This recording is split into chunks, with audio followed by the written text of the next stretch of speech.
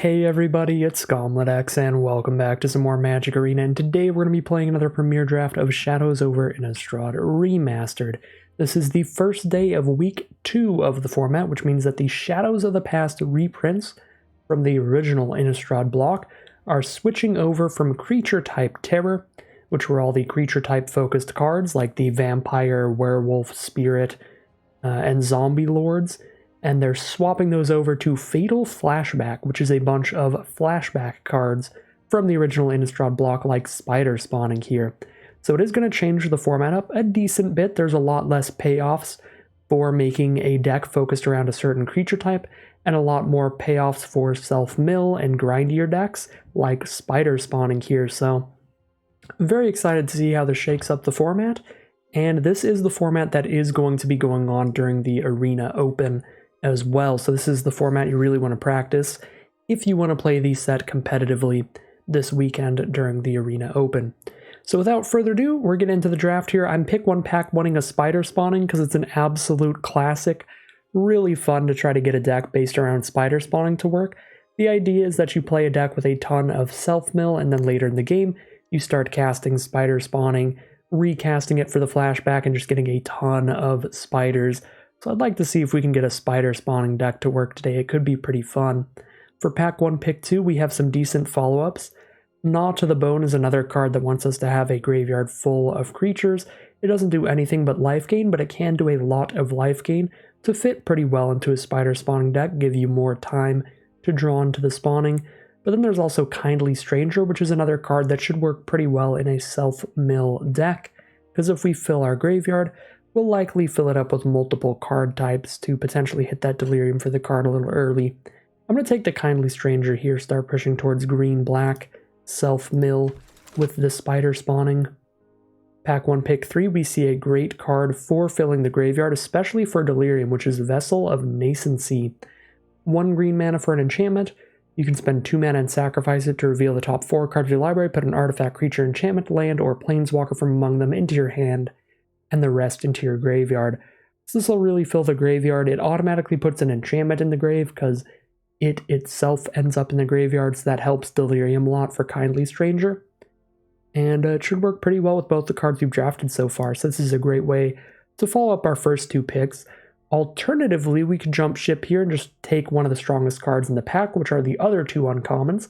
Nebelgast Herald, very obviously powerful in blue-white spirits, but Lingering Souls also just being a ridiculously large amount of flying power and toughness off of 1 card.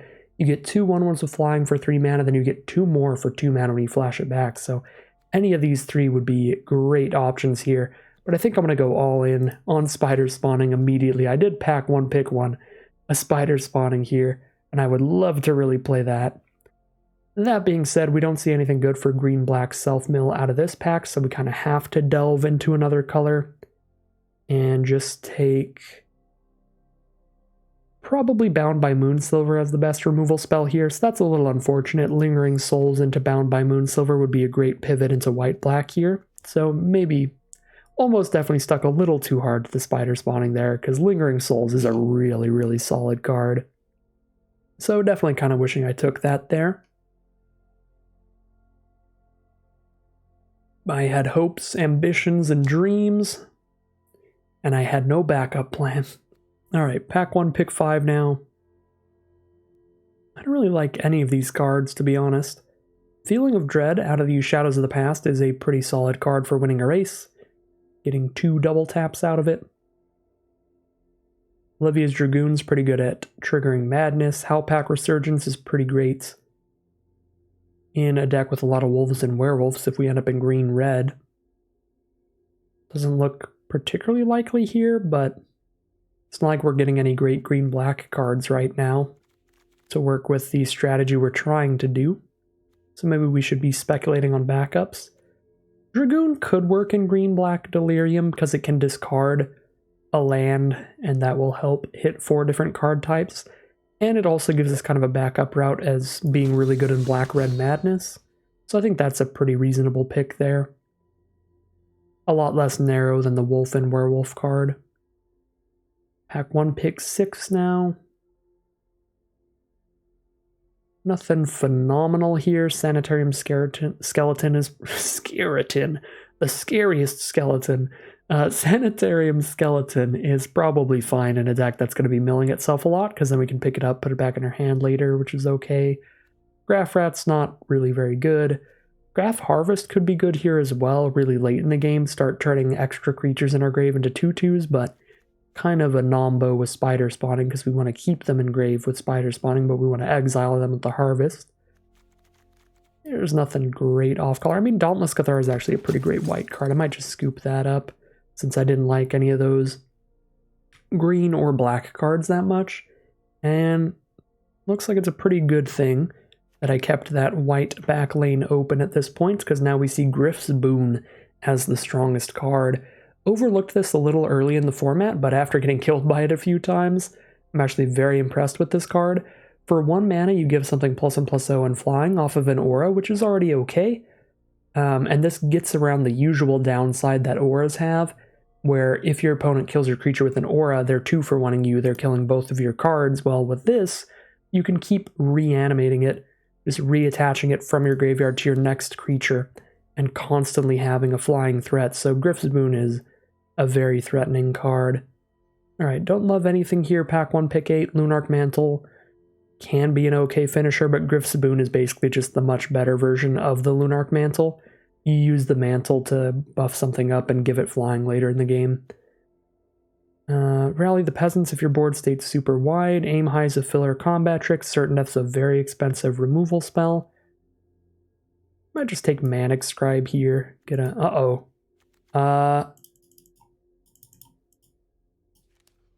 Wait. No. Okay. Well, I wanted to take Manic Scribe there, and it disappeared from the pack and then auto-picked Essence Flux instead, so you love to see Arena in fully functioning form, as always. But yeah, since I'm already doing a lot of self-mill stuff, the Manic Scribe would give us a blue-black or blue-green self-mill strategy, where we mill ourselves a bunch and then we have Delirium on that and use that to try to mill our opponent out.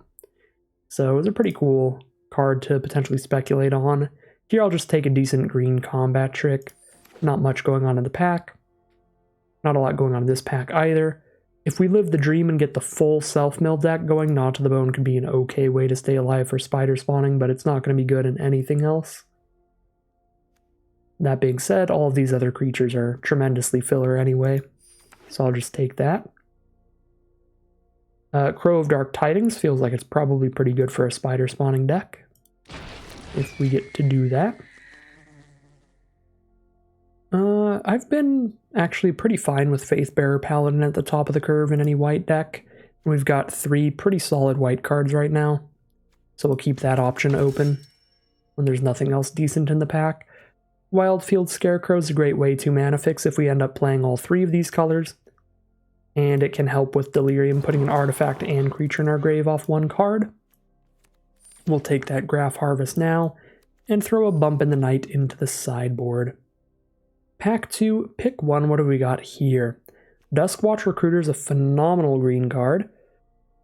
Can sit there and be a mana sink trying to draw extra creatures out of your deck for 3 mana, and then at nighttime, when it flips to the werewolf half, you get to reduce the cost of your creatures. Ovenwald Mystery is also a very good card. Very nice value play for a grindier game. Whenever your non-token creatures die, you investigate, and when you sack clues, you make 1/1s. So really good at grinding out a long game. There's also Sever the Bloodline for a great removal spell. In black, removal spell with flashback 2, so it's a big 2 for 1. And then there's Nearheath Chaplain for a creature that can replace itself with multiple spirits from the grave later. All 4 of these cards would be phenomenal picks. Don't know what I go with out of those. I think I'm going to take Nearheath Chaplain, actually. We've been getting a lot of pretty solid white cards late in the draft. I feel like white is probably the most open color out of everything that we're drafting out of these 3 colors. So I kind of want to push towards white as a core color, just good white aggro stuff. Now we take a Pack Guardian in green. 4 mana for a 4/3 flash is already solid. And if you happen to have a land in your hand, this card becomes absolutely ridiculous. 4 mana for a 4/3 and a 2/2 at instant speed. Shrill Howler is also very good, but I think I prefer the Guardian a little bit for its flash potential. Right, there's another Nearheath Chaplain. Really, really solid card, but so is Bound by Moonsilver. Don't know which one I take first. I don't have any 1 or 2 mana creatures for whatever aggro deck I end up building, but if I go aggro, I've got a really good white core to that deck.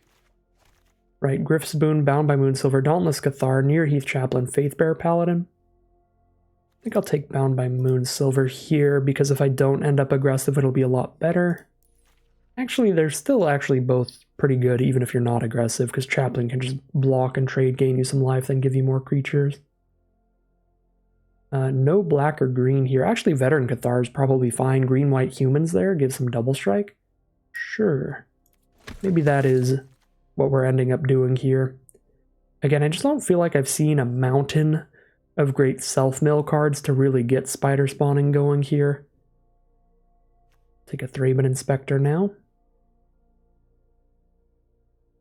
Yep, that's a super good white human card. Another Wildfield Scarecrow. Or Geese is bidding for black. Feels like I'm ending up like green-white humans at this point. Most likely. I'll just take another fixer if I end up playing some black. I don't really want to take another straight-up black card there, though. There's a Grapple with the Past for some self-mill. There's also just the Fine Aura for just aggro. Gotta start filling out the deck here for the strategy that I've ended up just pushing towards. Let's just start taking all the green-white little aggro dorks, I think. Got enough removal that I don't want Angelic Purge, I'm pretty sure. Alright, last pack's gonna be awkward. We might end up with another just 3-color pile of cards that we gotta turn into a deck at the end of the last pack if I don't get enough creatures here. We might have to be doing something that includes black as well. We certainly don't have a lot of creatures right now.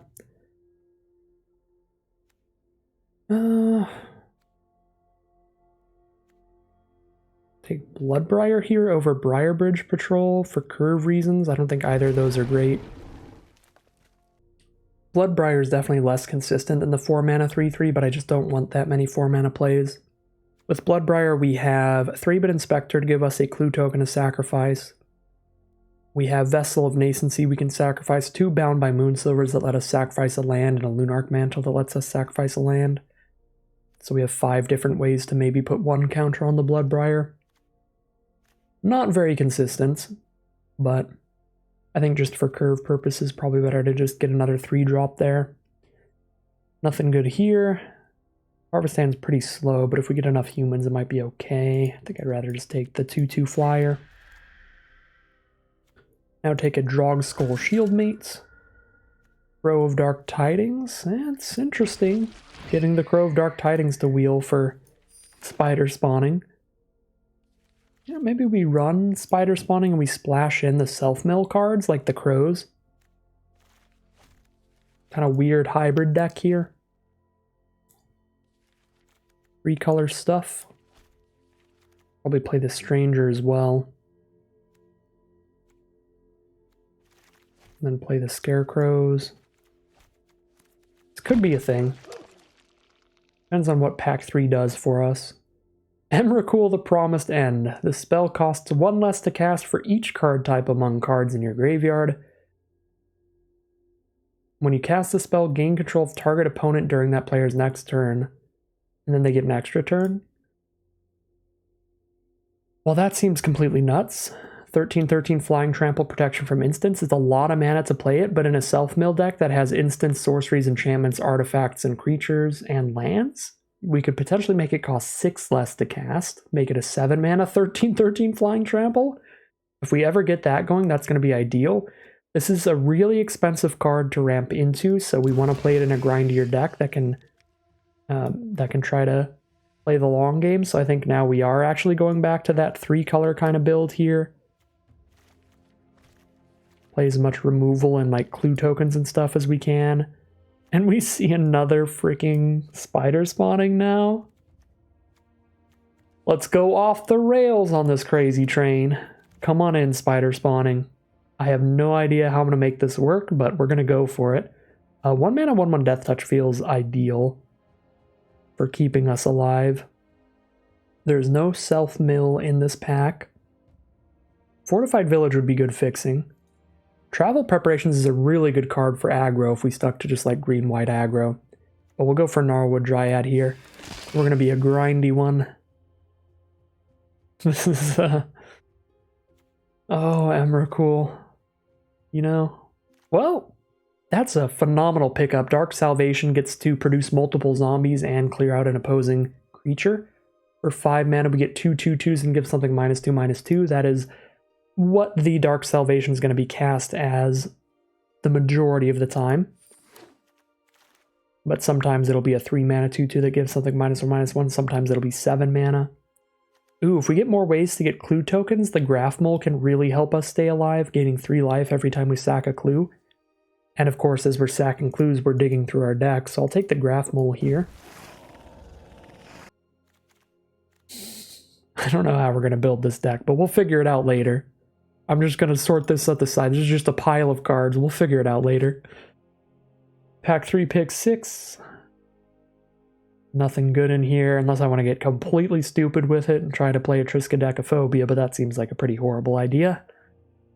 Play the big old Abundant Moss, since I'm already trying to ramp into stupid, gigantic Eldrazi's. Grapple with the past. Self-mill and card selection. Our removal is bad enough we might want to Angelic Purge, but the problem with this is the majority of the time we're going to have to sacrifice a land for it, which is really hard to do when we're trying to hit an 8-drop, a 13-drop potentially. I think I would rather just have Grapple with the Past. Really late Travel Preparations. If you've never played with Travel Preparations before, it's just a really, really phenomenal aggro card. Like, this is a format where Lunarch Mantle can win games, giving +2/+2 and potentially flying later in the game. Travel Preparations is almost just like 2 copies of that. +2/+2 to 2 different creatures you control. It's pretty nuts. We might actually want a Biting Rain here. So forever against aggro, we just give all their creatures -2/-2. Try to survive off that. Epitaph Golem in case I self-mill too much, I guess. Field Creeper gets an artifact in our grave early and gives us a 2-mana creature that can trade off.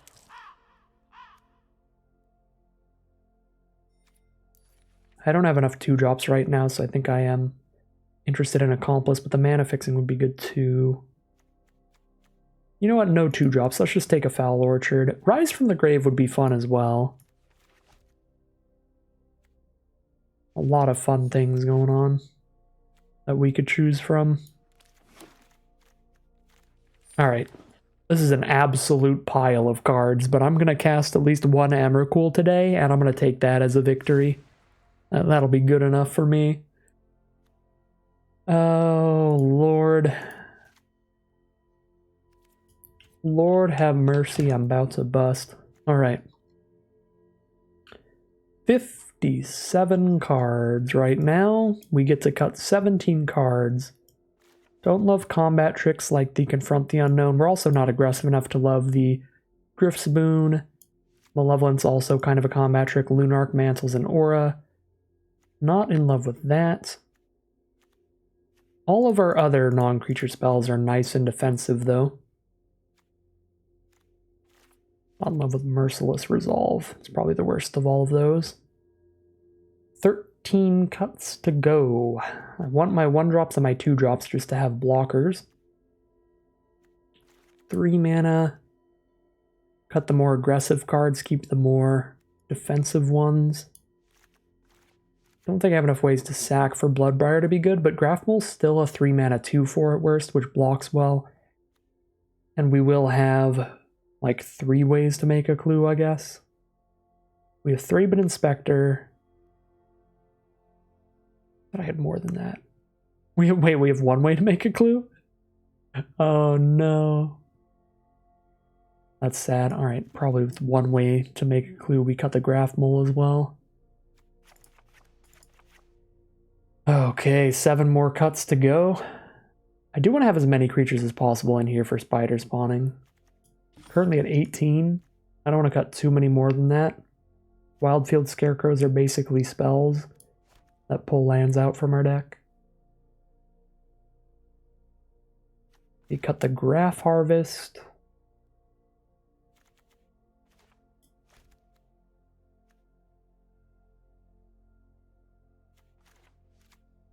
Maybe the Biting Rain. 4 cards to go.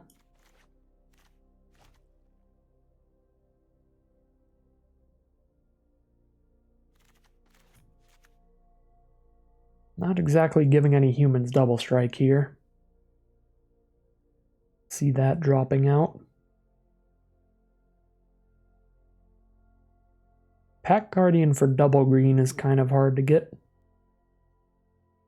If we can keep all of our mana costs to just a single color of the mana, it'll be a lot easier to have the right color of mana at the right time.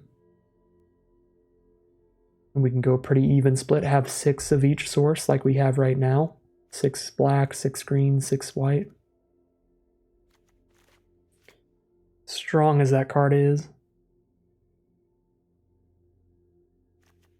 Maybe we just don't have enough creatures on board for Shieldmate to be that exciting.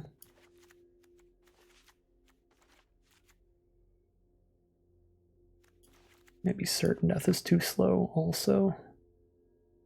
Still have Double Bound by Moonsilver and a Dark Salvation Puncturing Light. So 2 removal spells for small creatures, 2 for big ones. Kindly Stranger as well for any size creatures, so that's 5 removal spells. Yeah, this might be where it's at here. Green, black, white Delirium with a gigantic Emrakul as a win condition and spider spawning as well. Potential win condition there. Only 15 creatures, which is a little low for a spider spawning deck, but not horrific. For any non-creature I'd want to cut, it might be probably Puncturing Light at this point.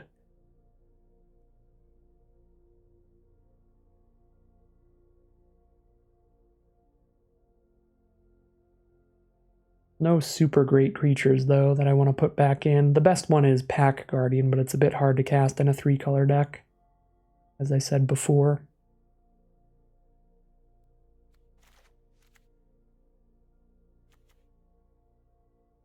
You know what? Biting Rain might be stronger than Puncturing Light.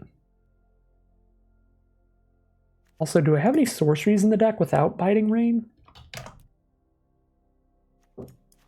I do. I have 2 Spider Spawning and Dark Salvation. Okay, so Delirium counts. We're good. We have 3 sorceries. Delirium counts actually makes Puncturing Light better because I only have 1 instant without it. And Biting Rain's going to be a really bad draw after a Spider Spawning, but pretty great before it. Does kill, like, almost every creature in our deck as well. Yeah, I don't know. I think I'll cut it. I think I'm just going to run the deck like this. Very interesting pile of cards, but I think I'm going to call it a deck there, and we'll go over the deck overview now. Alright, here we have a look at the deck we're going to be playing today. It's a pretty wild one. Doesn't look like the most consistent deck ever, but there are certainly some plays that we could have that would be very explosive. So we are on a 3-color kind of Delirium pile of cards. The biggest reason that we're doing that is, of course, Emrakul, the Promised End, which is going to be cheaper for each different card type among cards in our graveyard. So the higher our Delirium count is, the better. And this deck could potentially have an enchantment, an instant, a sorcery, a creature, an artifact, and a land in the graveyard, potentially making Emrakul a 7-mana card, which would be completely explosive. So we are definitely riding on our bombs a bit, trying to get Emrakul going, but another thing that we can do late in the game is Spider Spawning, potentially, after some self-mill, to create a bunch of 1/2 spiders and try to take over the game with that. We have a couple ways to self-mill with 2 copies of Crow of Dark Tidings, a Vessel of Nascency, and a Grapple with the Past.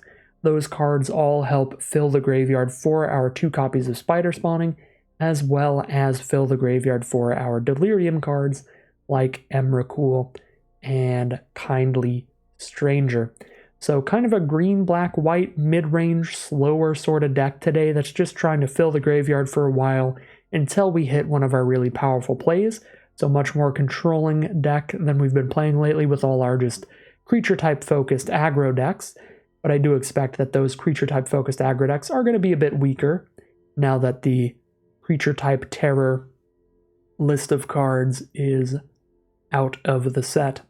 So hopefully, fingers crossed, play against some slower decks today, and we've got the time to dirtle around a little bit, set up our mana with cards like Wildfield Scarecrow, fill our grave with our self-mill cards, and then try to take over the game in the late game with a big spell like Spider Spawning, Dark Salvation, or Emrakul, the Promised End. So without further ado, let's head into the gameplay and see how it does. Alright, here we are on the play for game one. We don't have a white source, but what we do have is a Wildfield Scarecrow, so we'll keep the hand. I could also pick up the white source with this grapple with the pass, if we don't find anything better to pick up. We definitely get to play that turn too. It is an instant, so we'll wait till their end step to see if there's any creature specifically they play that's like super powerful that would make us want to swap our choices. And guarantee a plains for our Bound by Moonsilver over a decent creature. Something like that. So Tattered Haunter is the play, not super worried about that, but it is going to chip away at us. Pick up in Crow of Dark Tidings, I think. Epitaph Golem is my one card to make sure I don't mill out, but if I have double Crow of Tidings with a Spider Spawning in hand, I think I can probably close out the game before I mill my entire deck. With the Spider Spawning in hand, I'm really tempted to just start playing the Crow, especially because it can block the Haunter. Yeah, since it both fuels the spawning and blocks the Tattered Haunter to keep me alive, I'm going to play it over the Scarecrow. If the Scarecrow had reach, I would just slam dunk the Scarecrow here. Or if they didn't have the Tattered Haunter, then I think I'd still go Wildfield Scarecrow. So Jace's Scrutiny so that they get to win this combat and then draw a card off the clue token later in the game. But that's okay, we'll get some more self-mill, mill land. We are not doing great on the mills. We've already got Delirium though, which is nice. Definitely consistently hit that. Now we've naturally drawn the white source. I'm going to play another Crow again to block the Tattered Haunter. Just need to draw one land to be able to play Spider Spawning later, but we've milled a lot of our lands. 5 lands have been milled. So 9 lands are gone, which means that there are 8 left in the deck of 21. Okay, that's not horrific.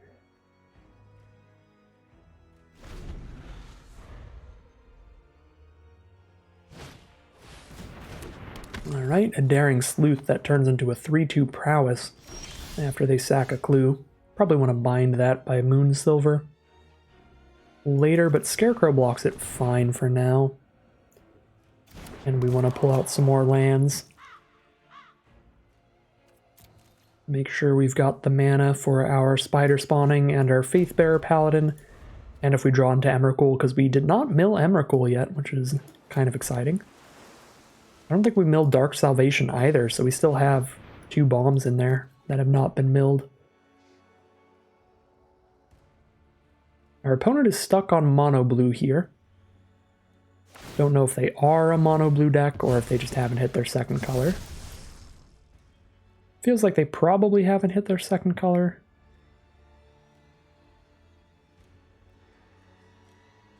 Because that would explain them playing a little bit off curve here, playing a 2-drop, and then next turn playing a 2-drop, and then next turn playing a 2-drop, and then next turn playing a 2-drop. Like they're definitely not like curving out super well. Well, now I have the 5th land with this Foul Orchard. I don't actually need to sack the Scarecrow. I'm gonna go ahead and play one of the Bound by Moonsilver. If they ever play anything better that I need to put it on, I can sacrifice a permanent to move it around.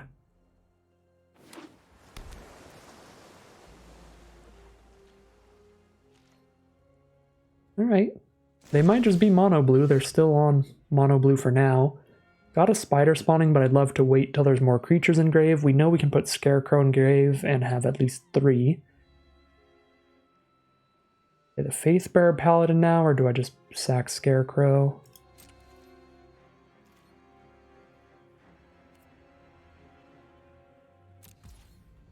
If I sack the Scarecrow, I'm going to wait till their end step to do it, so I still have a big blocker for the Sleuth. I think I'm still going to just curve out with creatures. Even if they counter this, it probably ends up in the graveyard, at least for the 2 copies of Spider spawning.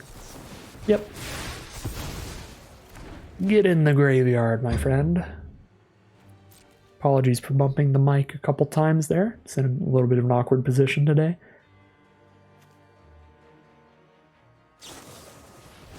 Spontaneous Mutation. Well, I can still chump block with that. Get my self-mill going. And have another creature in the graveyard for the spawnings. No! Emrakul's in the grave. Well. They're on mono blue with 6 mana up. They probably have a counterspell. If they don't, Spider Spawning has this in the bag. I'm going to try to drag the counterspell out of their hand by using Bound by Moonsilver here. No counterspell. Alright, well. Guess I could have Spider Spawning there, but we'll sack the Scarecrow in the end step and instead just Spider Spawning for 7 spiders, and with 2 copies in hand, that should win the game.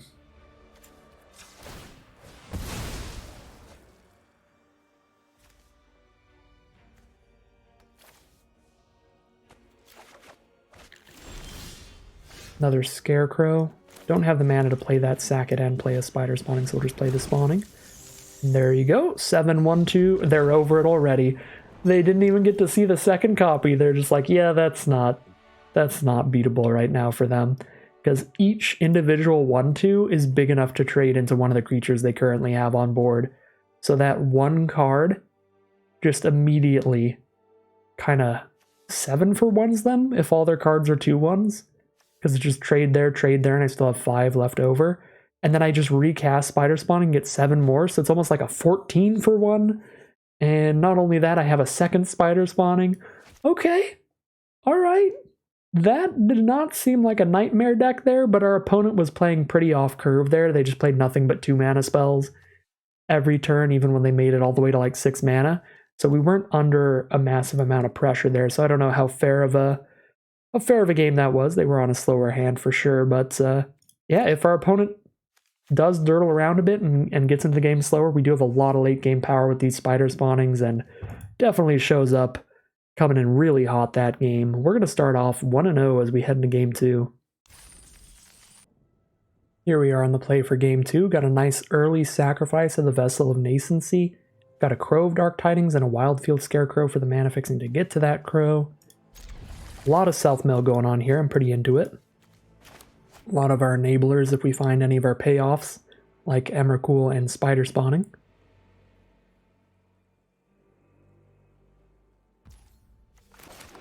Let's drop that Vessel past the turn. Olivia's Dragoon is the draw. Can I do this at instant speed? I can, so I can wait to see what they play. This can pick up an enchantment, right? Yes. So, again, if they play like a really bomb creature like Mayor of Avabrook or something, which technically isn't in the set anymore, but if they drafted yesterday and then they're playing that deck today, they could still have something like that. And then we have a choice between our enchantment removal spell and a creature. Then that could be the kind of tiebreaker there, so just wait till we have as much information as possible. I think I just grabbed the black source, but I'm tempted to get Kindly Stranger because I have Scarecrow, and we're not under much pressure because they haven't played anything turn 2. Yeah, let's go max value, actually take the Kindly Stranger.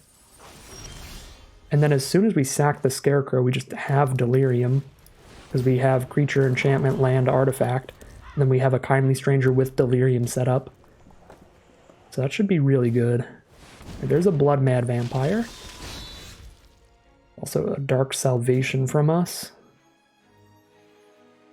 Yeah, so we're going to try to block the Vampire, then sack the Scarecrow, so it doesn't get a counter. Then next turn we can Dark Salvation to kill it. I guess I could kill it even if it got a counter.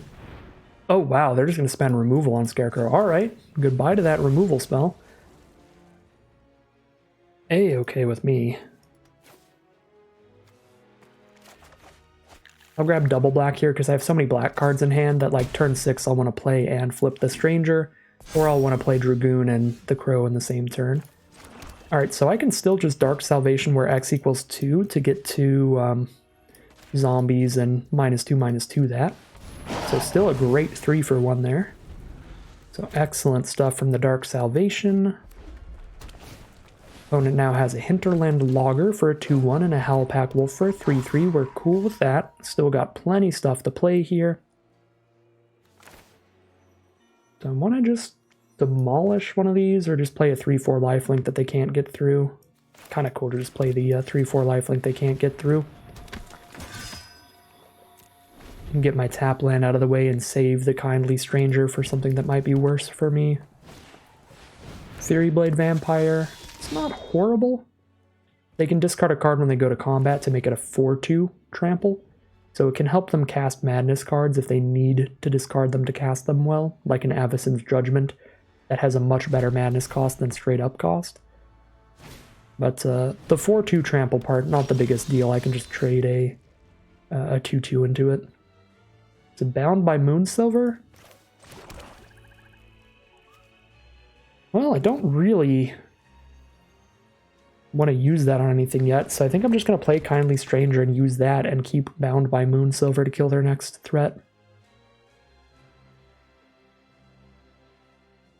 If I kill the Howlpack Wolf, they don't have anything that blocks a 2/2 zombie well. But then they actually have reasonable attacks with Blood Mad Vampire.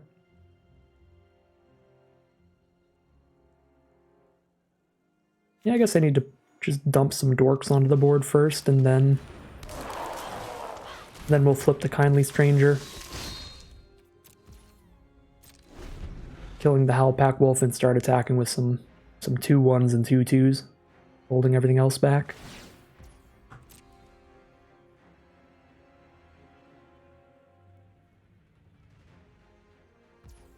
Alright, no discard for the Fury Blade Vampire, and they're going to pass the turn, which flips the Logger into a 4/2, which still dies to a 2/2 body, so I'm cool with it. Let's kill the 3 toughness cards so I can attack with all my 2 power creatures. And we'll play a Nearheath Chaplain post-combat.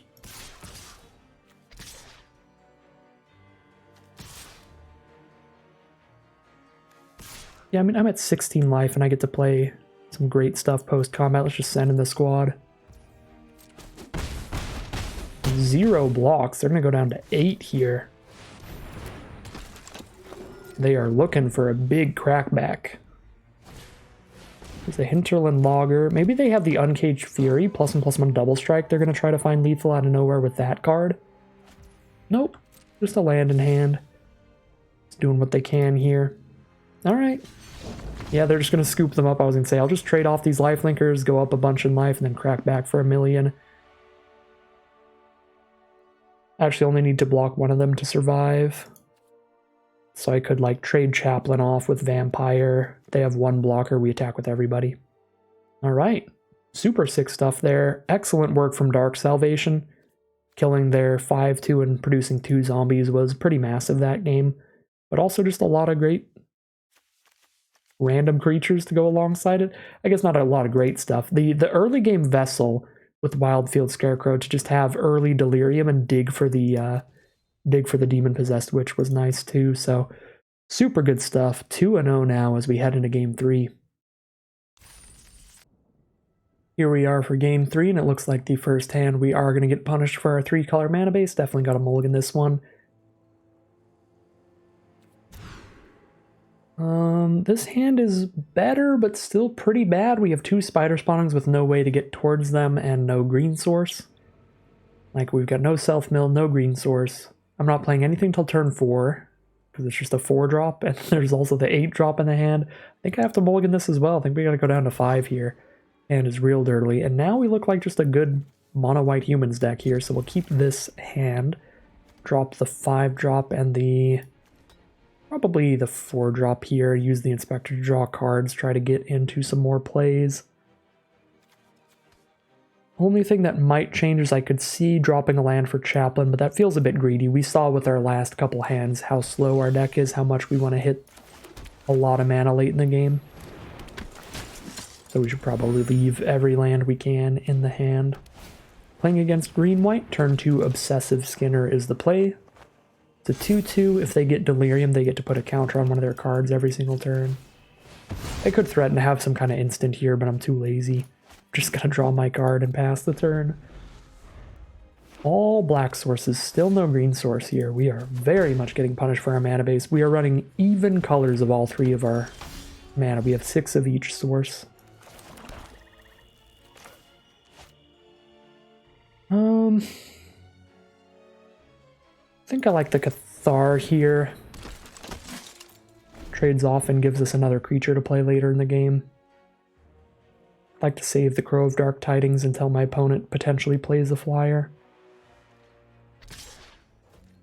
Alright, we'll just trade our value creatures together.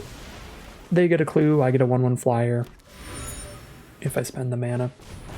Graph Moles, they can gain some life, that is fine with me. There's an Emrakul. That makes Crow of Dark Tidings very tempting. Get that mill going here. I don't have another white source, so I can't make a 1/1 flyer and hold up Puncturing Light anyway, so let's play the Crow. Try to work towards the Emrakul. Got an artifact and a creature in the grave, so Emrakul costs 11.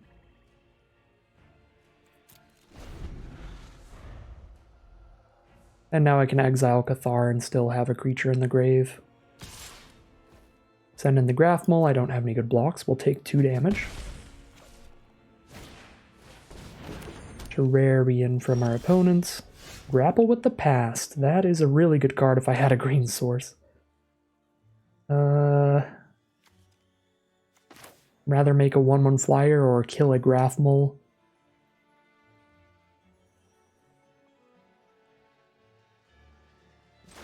I'm just trying to buy as much time as possible right now.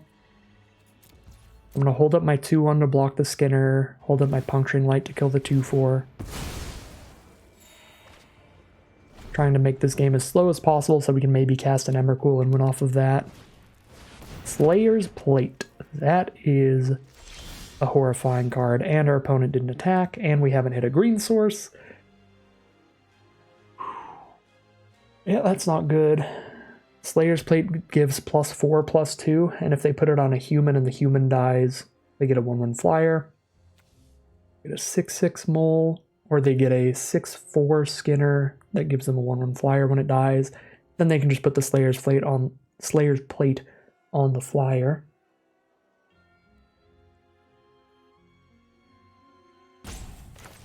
Probably in the chump zone then.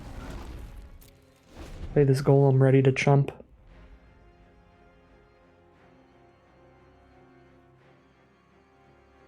Desperately seeking out that green source.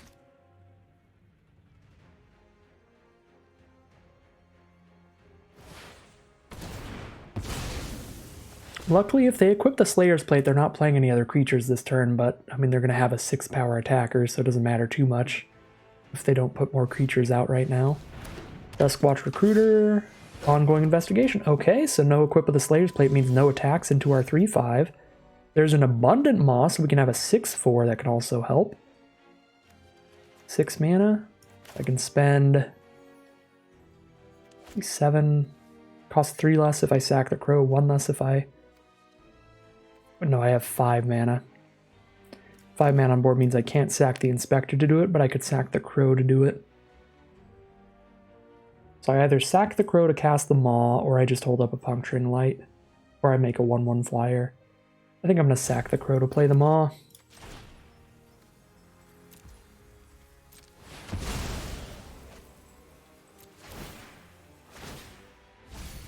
Milled in enchantments and a land, so Emrakul costs 9 mana now. We're at 5 out of 9. Emrakul can beat a Slayer's Plate if they don't have removal for Emrakul. And Emrakul has protection from instants, so if I play Emrakul and they try to use an instant speed removal spell on it, they can't. And if they don't have an instant speed removal, then I get to cast their own removal spell on one of their cards. There's a spider spawning. Oh, we're in so much business as soon as I find a green source. I did mill 1 forest.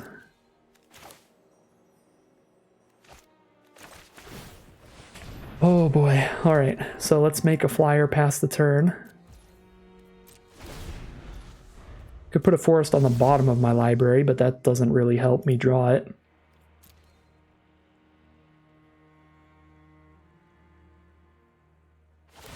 I guess by making a 1/1 spirit there, I make it so I get one less spider off the spawning later, potentially.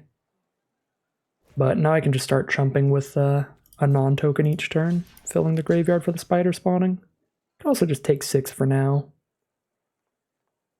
Go to 13. Now I'll preserve that life total. Let's get a chump. Let's fuel the spider spawning. So if I get to my forest, but not my Emrakul mana, I can still go for a spider spawning. So here's the forest. Could spider spawning here. It's going to give me a lot of chump blocks to survive the Slayer's Plate. I don't need them immediately, though, so I think I'd rather grapple with the past, hold up Puncturing Light, and if I draw a good creature off of the mill... Oh, I can pick up any creature. I can just pick up Inspector. Oh my god, I forget how flexible this card is. I am so unfamiliar with this kind of archetype, but it's playing out so well. Oh my god, there's a spider spawning there. I feel like I probably am supposed to pick up a land, though, but I already played a land this turn, which is unfortunate. 2, 3, 4, 5, 6. If I pick up a land, I'm at 7 out of 8 mana for Emrakul.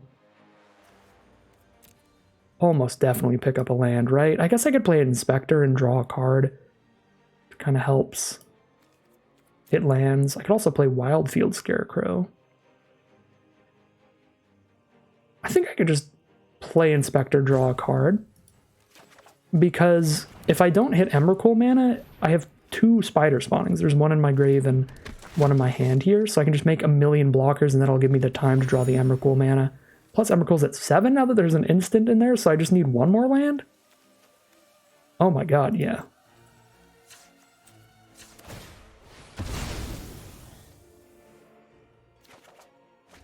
And there's the 1 more mana, so I get to play an Emrakul or a spider spawning next turn. We could still definitely lose this game, but it'll be interesting to see how, if we do. Opponent's got to have some bombs of their own. Maybe that one angel that like taps our entire board and they just have enough power. That would be kind of anticlimactic, but it could definitely kill us if they play like another planes into that. All right. Can this get countered? Yes. But I get the trigger when I cast Emrakul. So I'll gain control of their next turn even if they counter Emrakul. They probably don't have a counter spell for just 2 mana.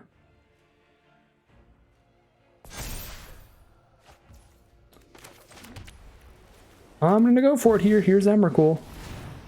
Can make them chump attack into the Emrakul as well. Oh my god, I don't even know how this works on Arena. I'm so excited to see this.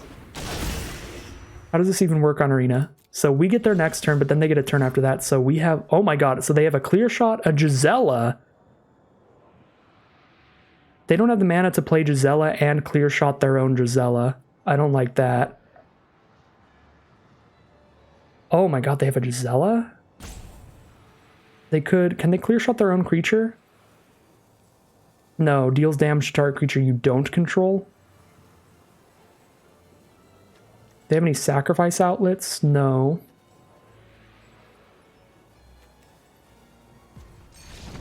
Oh, they're just going to scoop them up. Because I mean, they don't have a way to kill the Emrakul, so that's fair. I'm trying to figure out what the best line is to hose them here, and they're just like, yeah, I don't have a way to kill Emrakul. I don't know what you're worried about. What's the play going to be there then? Probably a... Attack with Graph Mole. I'm actually okay with them leaving Explorers, because if I blocked Explorers, I'd give them a 1/1 flyer. I don't really want to give them that. Oh, they don't even have double white on board for Gisela? I mean, they've got the planes in the hand, though. No way to discard that planes or sacrifice it. Yeah, they definitely have a Gisela next turn, but I'm freaking out about a 4-power flyer when I have a 13-power flyer. So we're good. We're good. So the play was going to be probably They attack in with Recruiter Graph Mole. I go block, block, kill both of them for free. Then I make them clear shot nothing. I guess the problem is clear shot can't target Emrakul because Emrakul has protection from instants. And if I go for the chump attack, then Abundant Maw is going to have taken like 2 damage, which means that a clear shot would actually kill it. So I can't actually find a really good way to use their clear shot. But it probably wouldn't matter in the end. Alright, that was pretty sick. We got to see how Emrakul works. I wish it flipped the board around. It would be so much easier to parse if it made their board state my board state, you know? And then put these cards in my hand. But I guess it's fair enough. This is just kind of how Arena works. You're always from your perspective. But now I know for the future, so when it does matter, I might... I don't know if it'll ever matter, honestly. If I resolve a 13/13 Flying Trample protection from instants, probably not that likely to matter how I play their turn out after that. Anyways, I guess we're just going to start off 3-0. Some really bomby explosive stuff going on here. We did win one game where I think we didn't really play any bombs, if I remember right, but then we won one game off of Dark Salvation, one game off of Emrakul. I mean, the other game that we won was off of a spider spawning, which is a bomb, but it's not like a rare or a mythic, so yeah, you know, explosive stuff regardless as we head into game 4. Alright, this is the best mana we've had. Actually, it might not be, but the dual land makes me feel that way. The Vessel of Nascency is going to be pretty slow here, since we don't have an untapped green source to play at turn 1. Thing in the Ice. Alright, so opponent is probably playing a slower game as well here. If I play the Vessel right now, I'm not going to sack it next turn because I'm going to want to play a 3-drop creature. I think I'm just going to curve out with Dorks right now, since I know I'm going to play a 3-mana 3/2 next turn anyway, most likely. There's a Crow of Dark Tidings. Would I rather play that than the Cathar? I'm cool with Cathar. Big enough to trade into the Scab if they don't have a instant or sorcery to play to trigger the Prowess. Another Ingenious Scab. Alright, this is a really scary start. If they have a couple instants or sorceries in their hand, they can start removing counters from the Thing in the Ice to get it closer to turning into a 7/8 that bounces the whole board. And they can also start getting some free attacks in with the Scabs, making them 3/4s or 4/5s. So their hand could be pretty explosive here. I think I'm going to go for the Crow of Dark Tidings. This puts a zombie on our board for Dark Salvation. Also gets our self-mill going for our pretty strong cards, like a spider spawning that we've milled. And then we'll play the Vessel of Nascency alongside it. How many 1 blue mana instants are there? Not a ton, but they can just block my 3/2 with a 0/4, so it's not even really worth considering. I was going to be like, it would be nice to trade the Cathar into a Scab, but if they don't want to take that trade, they'll just block with Thing in the Ice anyway. Could block a Scab with 5 power, and that should be pretty hard for them to win that fight. I guess they could do Jace's Scrutiny for -4/-0 to my 3/2, and then they win that fight with the Prowess.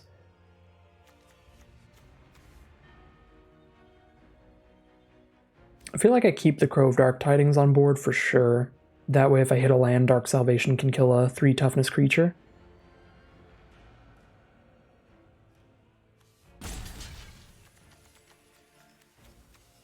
Let's make them spend some mana and use a spell here, I think. I think I'm just going to single block, because the most likely spell I can think of would be Jace's Scrutiny, where if I double block, it's horrific. Yeah. This is way better than double blocking.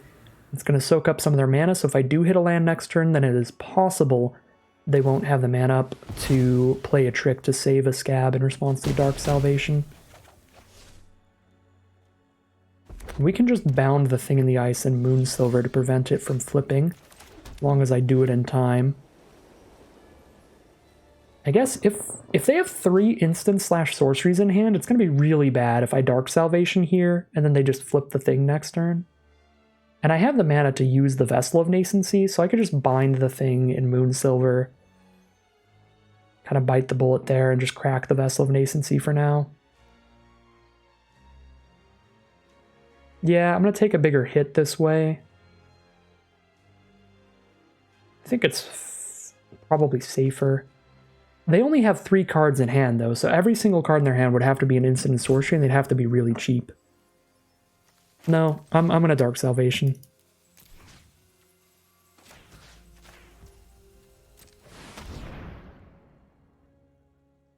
Oh no, do they have a 1 red mana instant? They have a Galvanic Bombardment? That would be nasty for multiple reasons. They don't even need to kill the crow to save the scab.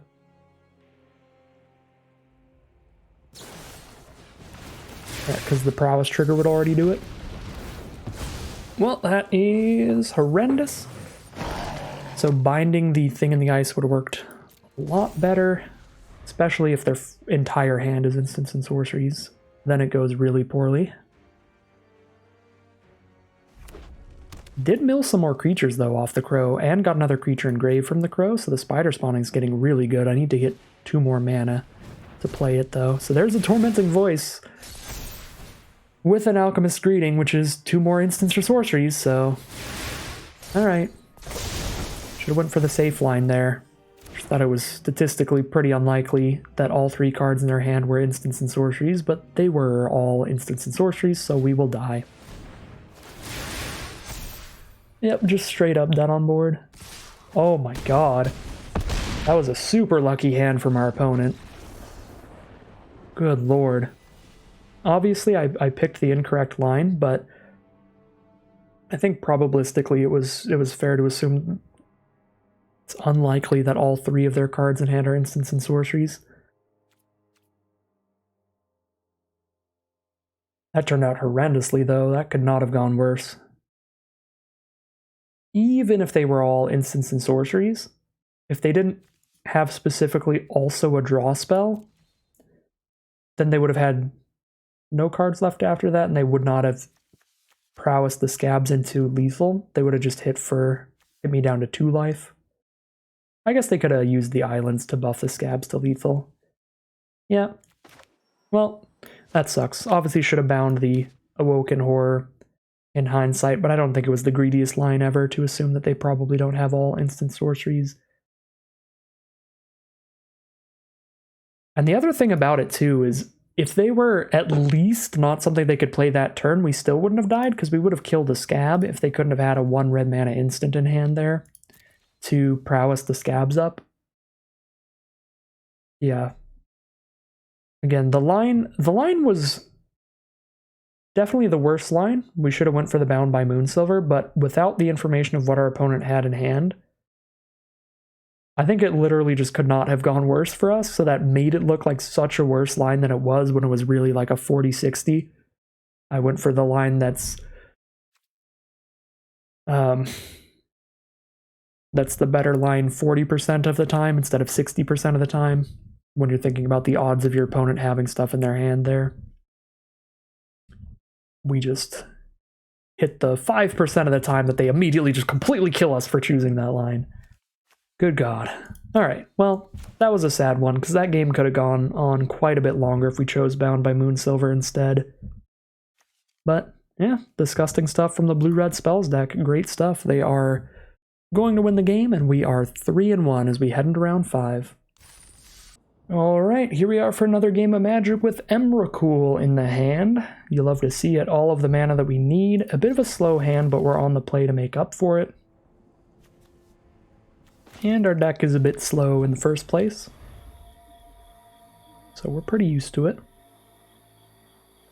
Try to get some big stuff going off this Emrakul, as long as our opponent isn't wildly aggressive here. Opponent is on green-blue. That is one of the slower archetypes. They drop an Erdwall Illuminator. We've drawn exclusively lands so far. We want to draw anything but lands, because Scarecrow already picks up 2 more lands for us. Just fingers crossed for any spells. Oh my god. Incredible curve from our opponent. Erdwall Illuminator into Ongoing Investigation, the 2-card Wombo combo.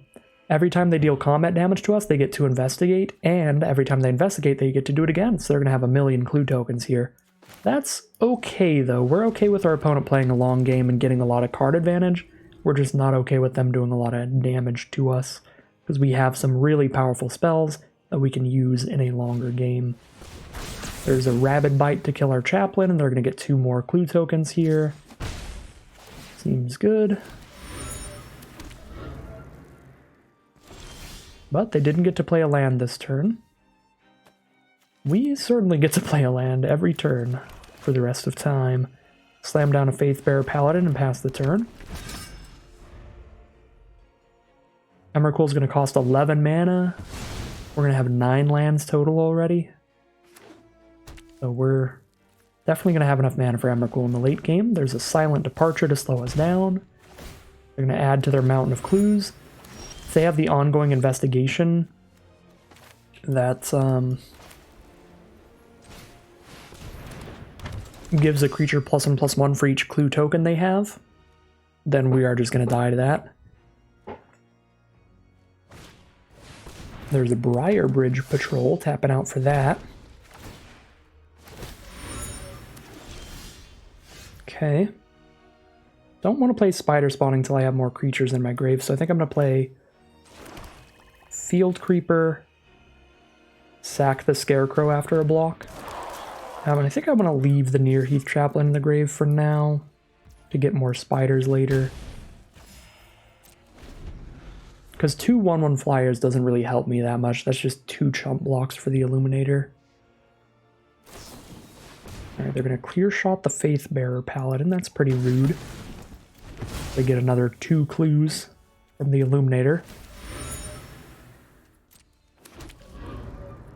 I swear to God, they are going to kill me with the +1/+1 spell.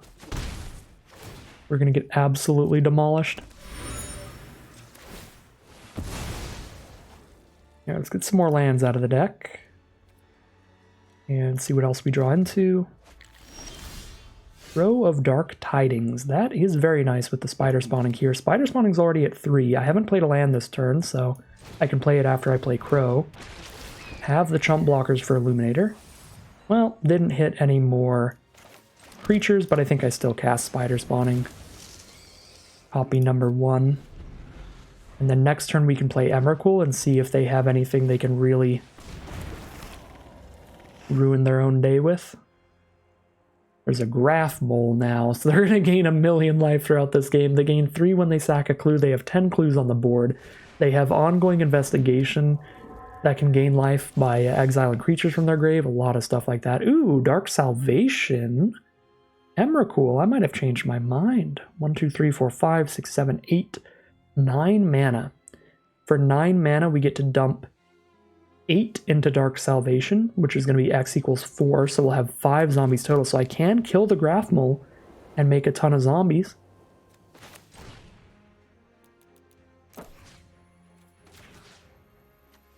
I think that's the play. Shut off their life gain here. And again, I have the spider tokens to keep blocking Illuminator. Force them into casting a combat trick of some kind so they can't just like do the surprise mega lethal.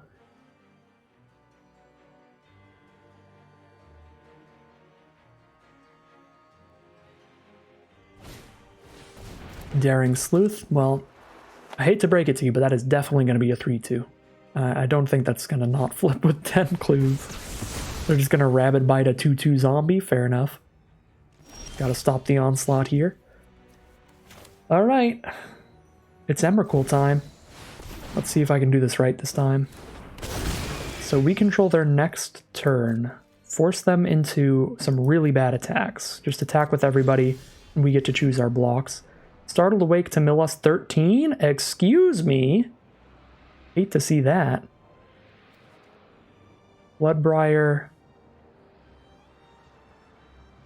Fogwalker. Okay. So let's just make sure we kill their whole board on attacks, and then we just crack back and kill them. I guess they could Departure or Emrakul, but then we still kill them. So let's see, I can block Tattered Haunter with Emrakul, I can block Erdwall with 3 spiders.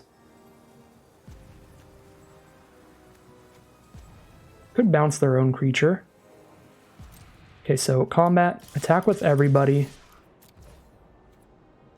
Now it's my blocks.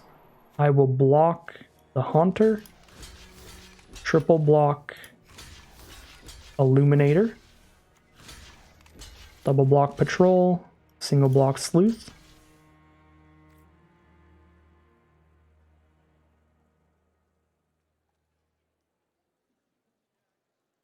I could silent departure their own creature so they can't use it on Emrakul.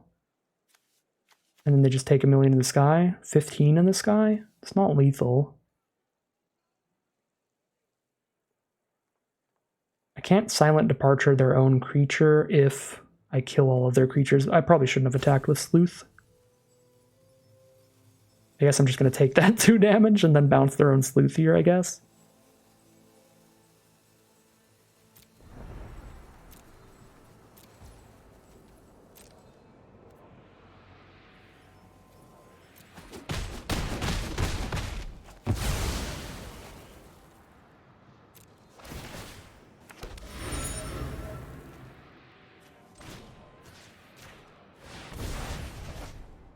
Alright, and now it's their next turn. Now it's their actual turn. They have to find a way to not die to this board. They can Startled Awake me, but I have 20 cards left. None of my cards are tapped for the Fogwalker. They can't play any flyers.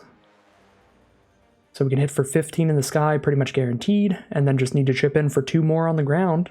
So should be able to just all attack.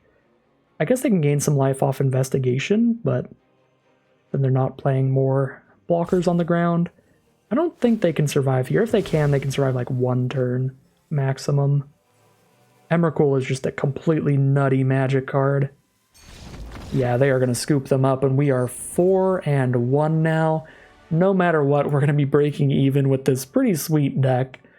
Again, when I say sweet, I don't mean like good. I'm not 100% confident this is a great deck that I'd love to have during a super competitive event like an Arena Open or something, but it is hilarious. It does some wild things. It's pretty explosive with the self-mill stuff, so cool stuff so far. We're 4-1 now as we head into round 6. Alright, here we are on the play for game 6. No black source here, but we have Inspector on 1 and Paladin on 5 at least. We've had worse hands. That mulligan down to 5 earlier. This is better colors than that hand ended up with. And we drew a Foul Orchard, which is beautiful. I guess I'm going to take the time off and not crack the clues that I know I can curve out with the Crow on turn 3. Playing against green-red. An Ulvenwald Captive is going to start it off, so they've got some ramp going. I've got another Crow of Dark Tidings, so we can start chipping at them in the sky while we mill ourselves. An enchantment and a creature towards Delirium, but one of our Delirium payoffs is dead. Goodbye, kindly stranger. Emrakul still in the deck for now. There's a Neglected Heirloom. Really big if they put it on a creature that ends up transforming, so they're going to put it on the Logger. Try to get that card to transform, and then the Heirloom is going to be giving +3/+3 first strike. Yeah, that is quite large. And we don't have any instants, so we can't stop them from just passing turn next turn. So they'll probably pass turn, make this a 4/2, getting +3/+3 first strike, which is monstrous.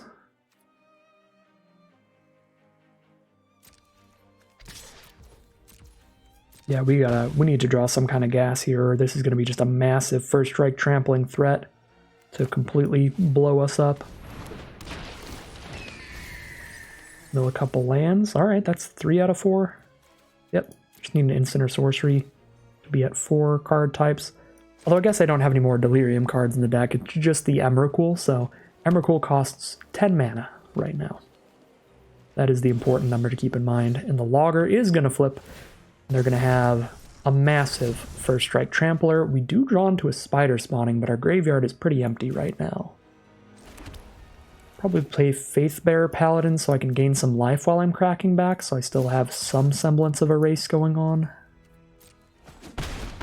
I'm not going to spider spawning for a single 1/2 to chump block the Shredder, because it's got trample. There's a Spirit of the Hunt as well. Just a 3/3 flash. Yep, just a 3/3 flash. Had an extra ability there, but doesn't matter at this point. Take 7. Double strike it. Oh my god, take 20. Cool. Interactive magic. That is Uncaged Fury for you.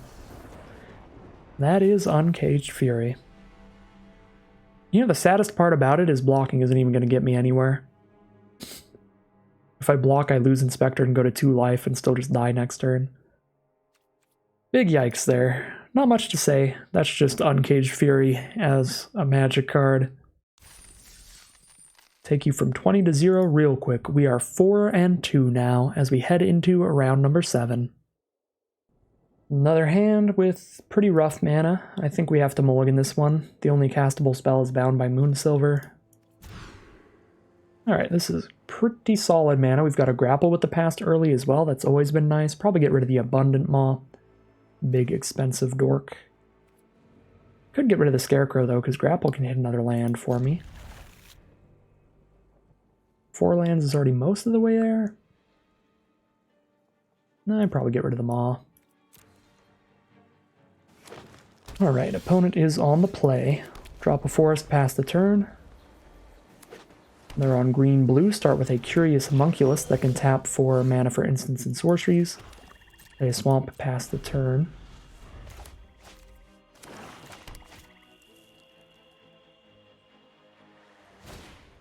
Bloodbriar. So as they sacrifice clues, that's going to keep getting bigger and bigger. Would love to draw one of our removal spells for that. Because in a green-blue deck, they're likely to be able to investigate a lot, as we saw last time. Well, it can't pick up Bound by Moonsilver with my grapple, so that's pretty rough. I think I just need to hit a land on curve rather than hitting the Wildfield Scarecrow. Guarantee that I have a 4th land for turn 4.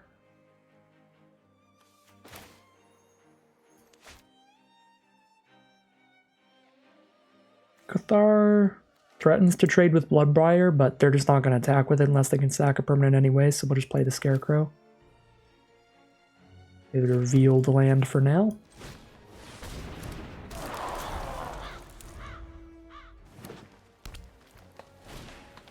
Ovenwald Mysteries. Whenever one of their non-token creatures dies, they get to investigate, so they get a clue token.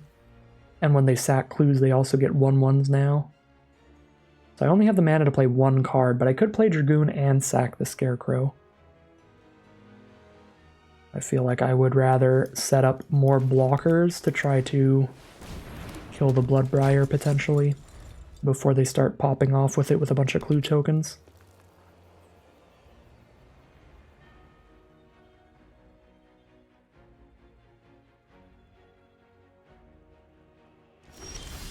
Alright, so no attacks. Now we have a spider spawning set up for as we do some chump blocks. Love to see it. Let's drop a lifelinker down. Pass the turn. We're just chilling with our opponent. Epiphany at the Drown Yard. Reveal the top X plus 1 of your library. Separate them into 2 piles. One of the piles goes in their hand, the other in the graveyard. That's a big draw spell. Basically fact or fiction. Since they did it for 5. So one of these piles goes into their hand. Is that what I'm doing? Yeah. Would I rather they get a second Bloodbriar or a Confront the Unknown to have a first clue? If they get a Confront the Unknown, Bloodbriar turns into a 3/4, they then sacrifice the clue, it's a 4/5 until end of turn, which still doesn't attack him, but they get a 1/1 soldier. I think I would rather them get the pile with the 1 clue. I guess if they don't get any clues, then Bloodbriar just doesn't do anything.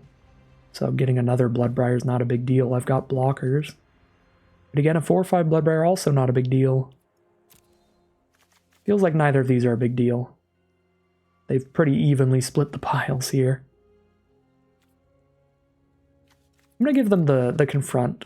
Because if I give them the Bloodbriar and then they just top deck some way to make a clue token, then we're going to have some pretty big issues when they have 2 Bloodbriars popping off.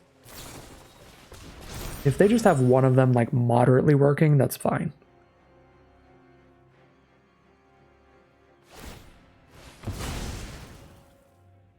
Alright. so they're digging now. They're getting their 1/1, putting the +1/+1 counter in the Bloodbriar and seeing if they draw into anything else. And a Jace's Scrutiny, that's bad. Rabbit Bite's also pretty bad. They hit us for 4, but they do not declare an attack there. Ooh, a spider spawning. I can play the Crow for some self-mill, fuel the spider spawnings. Do get 1 creature there. I'll get another creature when I sack the Scarecrow.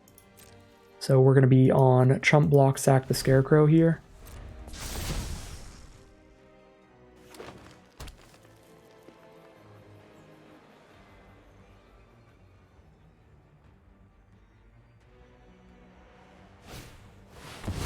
Wretched Griff, which counts as sacking a permanent, so Bloodbriar is bigger again. They've got 1 mana up. Probably no attacks here, because I can double block and kill Bloodbriar, and they know it's going to get bigger later. So they want to keep it to where it can get bigger later. Well, if they've got to confront the unknown, they've got to confront the unknown. It's going to be kind of a nightmare whenever they do it. Alright, they don't. We do get to kill a Bloodbriar. Mill another creature. Spider spawning is at 6. We sack the Scarecrow. Spider spawning's at 7. And just start popping off.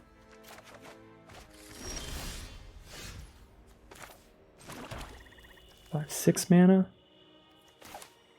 I'm just going to spawn some spiders. There you go, 7/1/2s. With reach as well to block the Wretched Griff. Altered Ego. They get to copy their Wretched Griff for a really big one. I'm going to need some more spiders if I'm going to deal with that. Or one of my Bound by Moonsilvers. Nearheath Chaplain.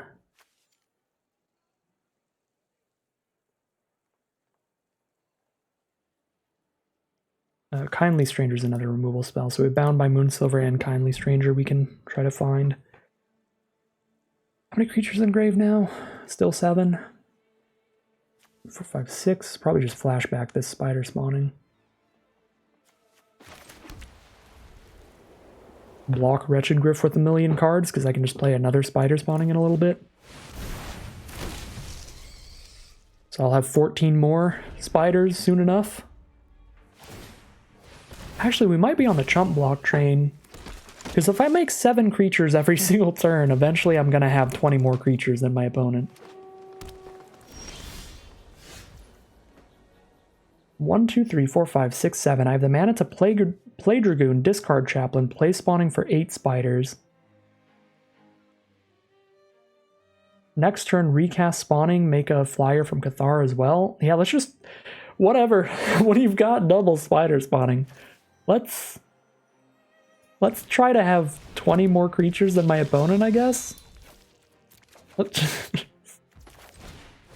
I don't know what's going on. This is not fair and balanced Magic.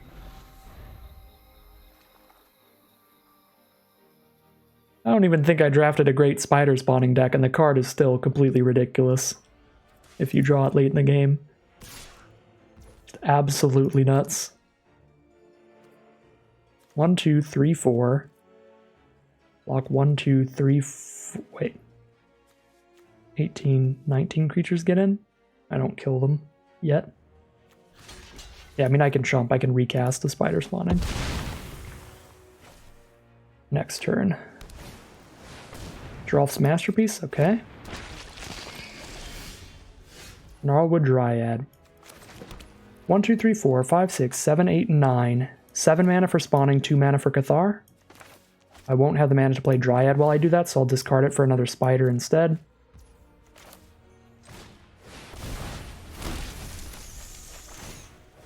And then I attack with everybody next turn. I have 32 creatures on board. They need 12 blockers and they have 6. Oh, there's a Westvale Abbey though! Oh no! They can make a 9/7 flying lifelink indestructible haste? They have 5 creatures, I can tell you that much. Oh my god, we just lose to top deck Westvale Abbey? No way.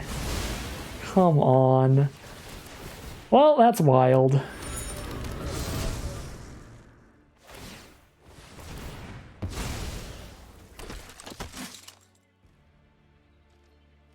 Actually, if they attack with it, they're still dead, aren't they?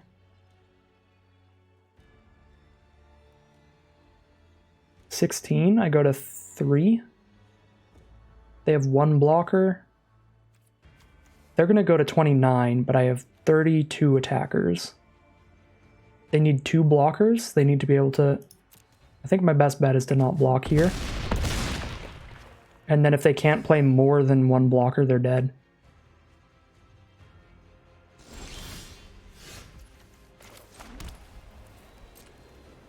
Oh, I should have saved the ability to give Dragoon Flying. That was loose. So they get 1 more blocker. Block a 2-2 and a 1-2 and take 30. Oh my god. Oh my god. That was so close. -1 to 3. Alright. So, spider spawning, super nuts. Westvale Abbey, also pretty nuts. My brain is melted today. These are some incredibly wild games of Magic. This is a spicy draft, no matter what happens, and we're now in the money now, no matter what happens. So, all right, super fun, super crazy draft today. Not going to be the craziest, like smartest commentary ever, because I'm just kind of along for the ride, just seeing what kind of nonsense is going to happen as we move into round number 8. Here we are for round 8. Thraben Inspector gives us a clue to sack on turn 2 to try to draw a green source. We have a Kindly Stranger on turn 3 as well. Epitaph Golem on 5 if we hit any lands, even if they're non-green. So I'm going to keep this. Only 1 uncastable spell. The mana is a bit rough, but again, could definitely be worse in a 3-color deck.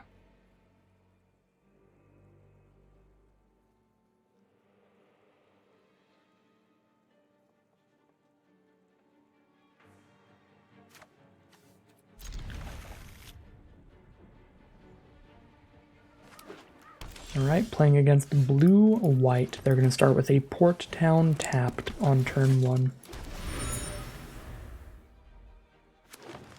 Now a forest, so blue-white-green. Daring Sleuth is the play. Drawn to a Bound by Moonsilver.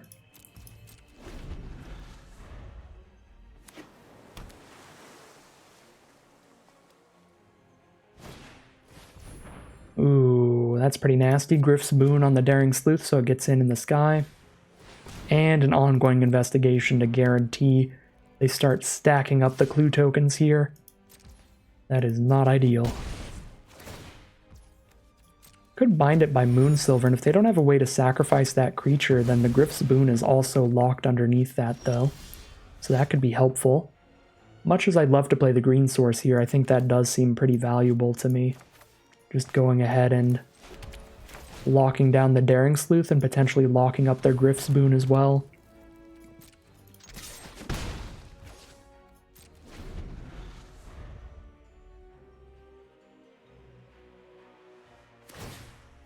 Now they're going to sack a clue. They cannot transform the Sleuth through the Bound by Moonsilver. Not that it really matters, because it can't attack or block anyway. They have Fortified Village untapped and play a Tattered Haunter, so that is going to be another way for them to investigate every turn. Alright, so we're going to want to get to Delirium for this Kindly Stranger to kill the flyer. So, I'd rather play the Scarecrow than the Stranger right now. Can sack it for some lands. Get an artifact and a creature in the grave, and when I sack the vessel, there will also be an enchantment engraved, so as long as I hit a land off of the vessel to put in the graveyard, we will be at Delirium to be able to kill a creature with Kindly Stranger. So opponent just sitting here getting some good value off of their Tattered Haunter, as you do. Scarecrow isn't blocking anything anyway, so I think I'm going to sack it right now so I can get a green source and immediately crack the Vessel of Nascency. That feels decent to me.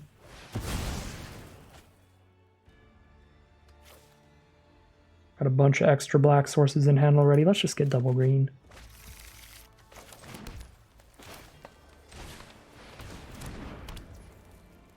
And we can choose what we do with Vessel later, since nothing that we pick up off of it is going to be castable right now, regardless. We'll be tapped out.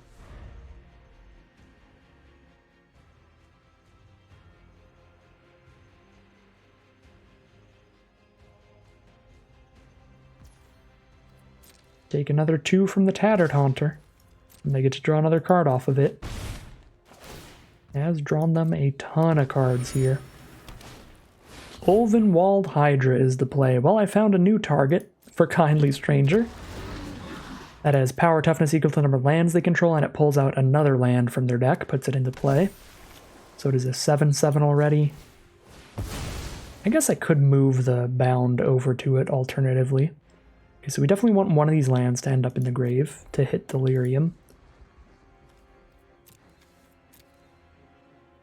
Got plenty of lands in hand. We'll just take the Dragoon. Dragoon can trade into the Haunter in the sky later.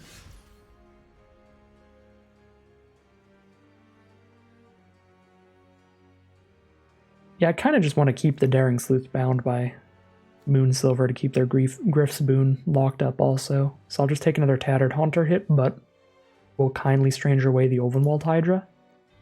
Alright, didn't mill any of our bombs, so we still have all those, which is good. All the Spider Spawnings, the Emrakul, the Dark Salvation. All those would be phenomenal draws at any point. Alright, let's kill this Hydra.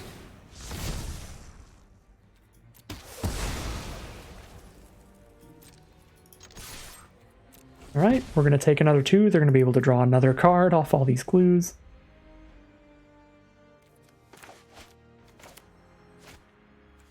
And we play an Abundant Maw to gain some life. Play a Chaplain, get some lifelink going on. Either one of those helps keep us in the game a little bit. Down to 11, they get another clue token. Sack the clue immediately, draw a card.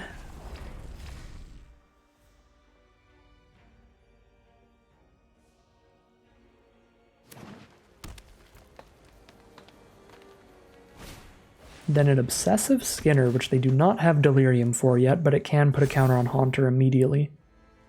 Speed up their clock. Okay. 7 mana. I could sacrifice something to play the Abundant Maw, but I think I would rather get the Dragoon out right now so that I have a card that can trade into the Tattered Haunter unless they play a combat trick. And also play the Chaplain this turn to get a lifelinker on my board. That could be helpful. No, they're down to 11. Do just actually have a race going on right now.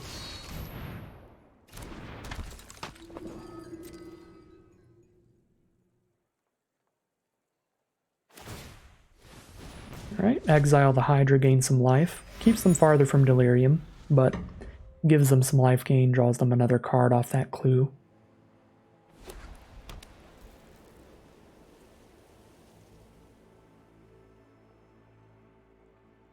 How's my Delirium looking if I hit Emrakul? 1, 2, 3, 4, 5 card types.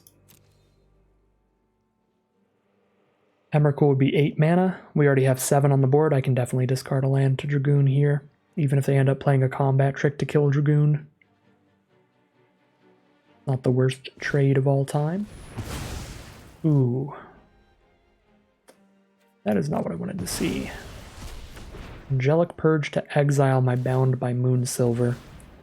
Now they can flip the Daring Sleuth. They've got a big prowessy flyer on the board.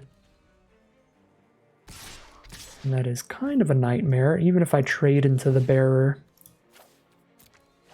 They can put the Griff's Boon on something else like the Skinner. So I'll just trade with the Haunter. Plus if they have any instance, they just auto-win with Bearer. Whereas to beat the Dragoon, it has to be a combat trick or removal spell. Alright, well, We're looking pretty dead. Spider spawning can help, but I only have 2 creatures in my grave right now somehow. Chaplain probably does gain us 3 life here. They crack back for 7 unless they get some prowess triggers and they hit us for more.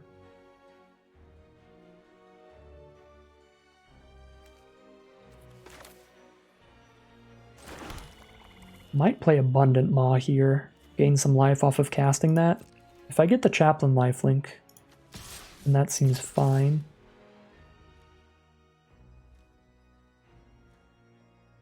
I don't think I need to hold up a blocker on the ground because I'm going to be playing another one, most likely. Alright, they're just going to crack a clue, draw a card. Chump the Demon-Possessed Witch, let me gain 3. I go up to 9 life against 7 power in the sky. I can go up to 12 off of Abundant Maw, or I can make some chump blockers. Feel like I go up to 12 here, right? They're 4, 5, 6, 7, 8, 9, 10, 11, 12. They have to add 5 more power. If they have the +2/+2 trick, that would add 1 power from prowess. Well, if they have the make a clue and then give +X/+X, then they add 1 power off prowess, that's 8 damage, 2 power off the clues, that's 9, 10 damage. So that doesn't do it, but if they have like multiple spells, 2 combat tricks, they could kill us. At 9 here, we gain another 3 off Chaplain next turn. Oh, Spider Spawning does feel a lot safer. But then if they just have 2 removal spells, they just go prowess removal, we're dead. They have 4 cards in hand and a clue token, so that feels honestly maybe even more likely than like double combat trick, we're dead. Right, if I go Abundant Maw, double combat trick, we're dead. If I go Spider Spawning, double removal spell, we're dead. Or just a single card that taps 2 creatures, which does exist in the format. It's really a coin flip here, in my opinion. Either one of these plays dies to 2 specific kinds of spells. Alright, so they're going to dig with the clue.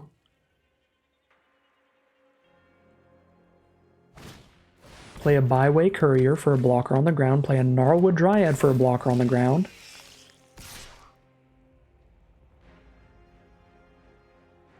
Attack with just a Tattered Haunter, so we live another turn. They're down to 6. Ooh, Ulvenwald Mysteries is going to be really good when they start cracking clues to that. So they're at 6 life. I have the mana to play Puncturing Light and Spider Spawning. If they block here, they only take 4 on board, so they don't have to block everybody. Probably do hold Inspector back then. But send all this in. Trade there. Trade there.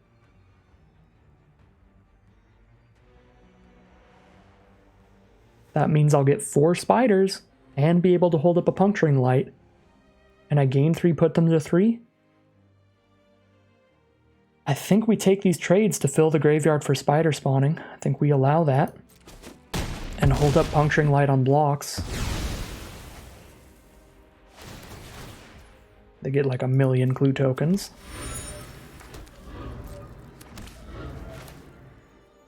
Here's Spider Spawning for 4 reach blockers and 4 attackers. They need to have a lot of creatures on board to be able to block with. Ulvenwald Mysteries helps them do that. They get 1 creature now and 1 creature next turn. Oh no, it's not once per turn. It's not locked to once per turn. They get so many chump blockers. Oh my god. Yeah, no, Ulvenwald Mysteries is very good here. Making sure they have the blockers for our crackback.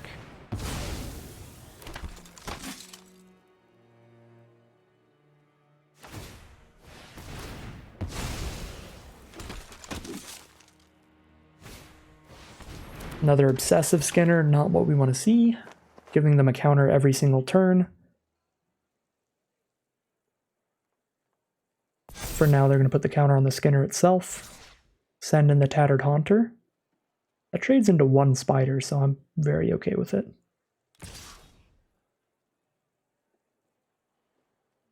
Alright, hold up a minute. They have 5 blockers against 6 attackers. We can hit them for 2 no, for 1 guaranteed. It's not enough. I'm at 12 life here. Lose 1 spider, trade into Haunter, spider spawning again does feel like a winnable game plan. Stops them from making any more clues to make any more 1/1s next turn. I think this is probably the right thing to do. Even though they can recast Griff Boon. I'm at 12, so it doesn't really matter.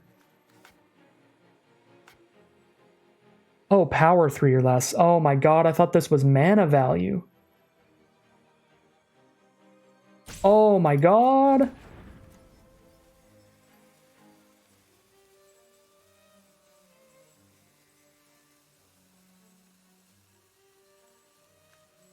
Oh my god, now they get a clue token? Okay, that is actually nightmarish. That I misread that. That's so bad for me. So could still trade 1 spider into this. So I probably should have traded 2 spiders into the Bearer and the Puncturing Light into the Haunter then. This card does not do what I thought it did. This card is even worse than I remembered. Well.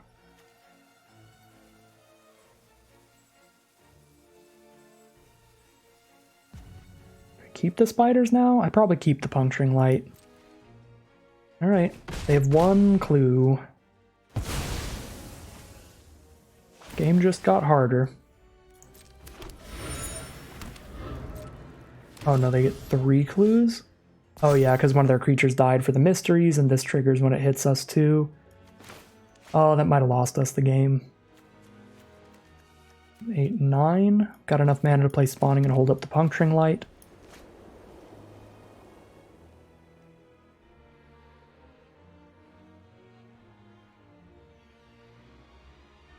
I think that lost us the game. Oh my god. I mean, we'd still be in a bad spot. We would lose 2 spiders, their other thing would be dead. They'd still get 1 clue token. But 3 clue tokens? It's just going to be impossible to get through all their creatures. 4, 5, 6, 7, 8, 9 potential blockers. 5, 7, 8, 9 attackers, yeah. I hate this card so much now. It's not even the card's fault, I just should have read it more strictly.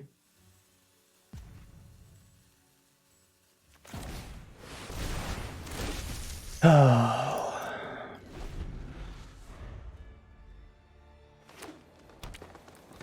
It was going to be an uphill battle either way, but now we definitely don't have an out, I think. If I made the other play, I still don't have enough spiders to attack, guaranteed. They still have 1 clue to cycle away. Is that a second copy of... Alright.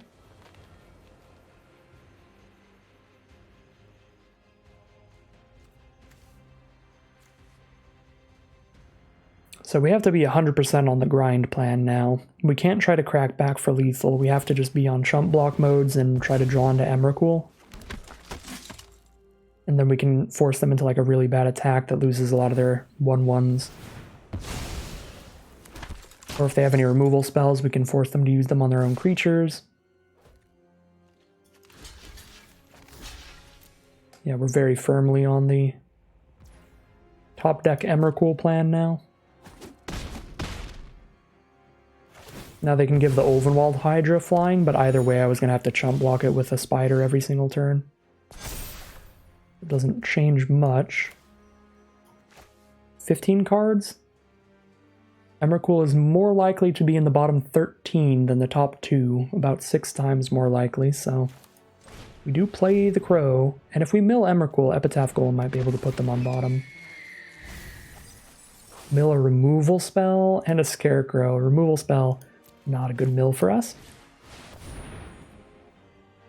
Alright, there's still an Emrakul and a spider spawning in there, as well as the make a bunch of zombies thing, Dark Salvation,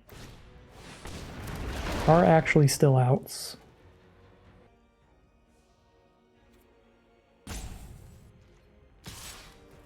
Send in the Hydra. You know, with Golem on the board, I think I kind of do chump with the Crow.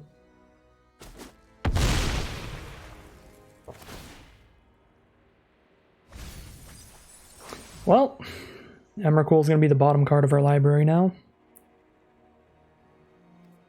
But again, Emrakul was 5 times as likely to be in the bottom 11 as they were in the top 2 there.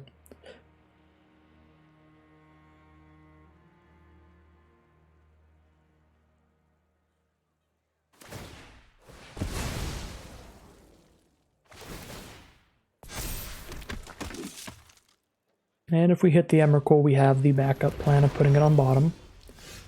Might be too late though, their board state's getting wide enough they can attack with everybody for 8 pretty soon. They're down to 6 cards in their library though. That is something to consider.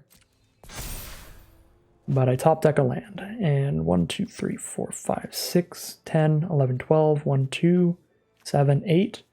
Not dead yet. Pretty close. Close enough that they are not going to mill out.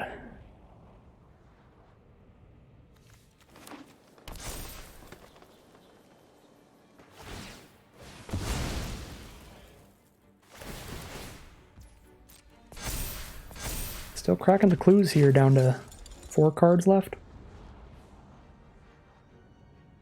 Oh, they have their own Epitaph Golem, what am I talking about?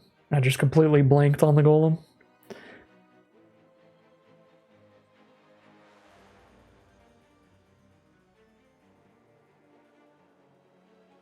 Yeah, our best bet here was definitely if I realized how Puncturing Light worked and I killed both their flyers there. They would have had significantly less clue tokens and we would have potentially been able to try to crack in with enough spiders to kill them. Because I misplayed that card, I am just on... It did just turn into having to top deck Emrakul at like the perfect time, and we did not, so they are going to grind this one out away from us. Probably could have won this game if I played it out perfectly. But alas, human error will be the cause of our downfall this game. I guess I might as well Puncturing Light while they're actually attacking with something small enough to use Puncturing Light on. I'm going to block it still just in case. And then I'll cast Puncturing Light. I guess they could exile a creature from grave, get a clue, sack it, yeah. Alright, I'm just gonna move on. This is gonna take another 10 minutes to get through the next 2 turns, and we don't have outs now, because Emrakul is gonna be far too deep. They have the Epitaph Golem to make sure they don't mill out. They can draw whatever card they want from their grave each turn. And we ran out of removal in the deck. 5 and 3 it's gonna be. Played the last one pretty poorly, unfortunately, but overall, not the worst. Another one of the games we maybe could have won was if we bound and moonsilvered the Awoken Horror. But that wasn't as bad of a misplay as the last game where I just didn't read Puncturing Light fully correctly. Overall, huge overperformer goes to spider spawning. I mean, I had heard all the memes about the card, about how good it was to be drafting the decks around it. And then I was like, okay, I mean, maybe if I get a ton of self-mill. And I only ended up with a little bit. Vessel of Nascency, Grapple with the Past, Double Crow. Did not end up with that much self-mill, but it still absolutely crushed every time we hit it. So it was still a phenomenal card. So massive overperformer to spider spawning. Pretty cool to have that in the draft format for the Arena Open weekend. This was a pretty wild, pretty crazy strategy that was kind of all over the place, but I was into it. It was a lot of fun. Played a lot of bomby stuff. Definitely played pretty loose today, but that's kind of what happens when I am out of my comfort zone in terms of strategies, and that's why we're drafting some interesting different stuff before we get into the Arena Open this weekend, so that I've got some experience with this kind of stuff before we play that. So again, definitely some growing pains here, some learning pains with the cards, especially that removal spell. So getting a 5-3 off of this kind of deck, even after some pretty rough misplays, I think is pretty exceptional, so I will take that. 5 and 3, 1,600 gems in 4 packs. We are in the money. Unfortunately, in the percentages, though, in terms of Mythic rank, didn't get to end in top 1,500 right now. But that's okay, because the only thing that top 500 Mythic gets you next month is entry into an Explorer tournament, and I do not give a single care about Explorer as a format. I just don't really care about constructed tournaments, so I'm not really trying to hit top 250 or top 500 Mythic, whichever one it is, this next month. Well, that is going to end today's video. If you enjoyed the video and you'd like to see more, you can always like, comment, and subscribe to tell the YouTube algorithm to send you more in your recommended feed. If you'd like to hang out with me live, you can check out the Twitch channel in the link in the description below. And if you'd like to support the channel directly, you can check out the Patreon link in the description below. Outside of that, as always, thank you very much for watching, and I'll see you again soon for some more Magic Arena.